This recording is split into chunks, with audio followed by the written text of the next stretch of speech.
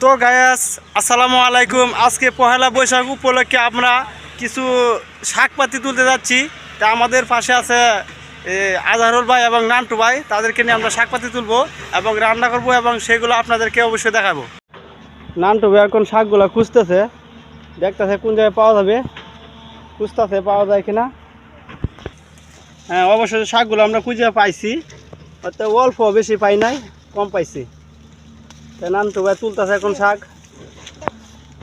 নুসরা তো আইছে আমরা সাথে, আরও লোক আইছে। সবাই মিলে আজকে শাকগুলো তুলবো এবং রান্না করব।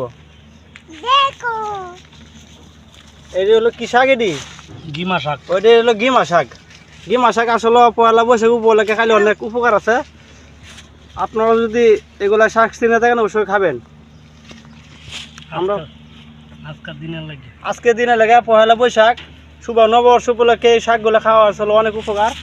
বছরের প্রথম বাংলা মাসের একটি বড় শাক পাওয়া গেছে। নুসরাত শাকগুলা দেখা যায়, এই যে নুসরাত হাতে বিশাল এক বড় শাক পাওয়া গেছে। এখন গিমা শাক, এইগুলো শাক আজকে আমরা রান্না করব, রান্না করে খাবো সবাই মিলে।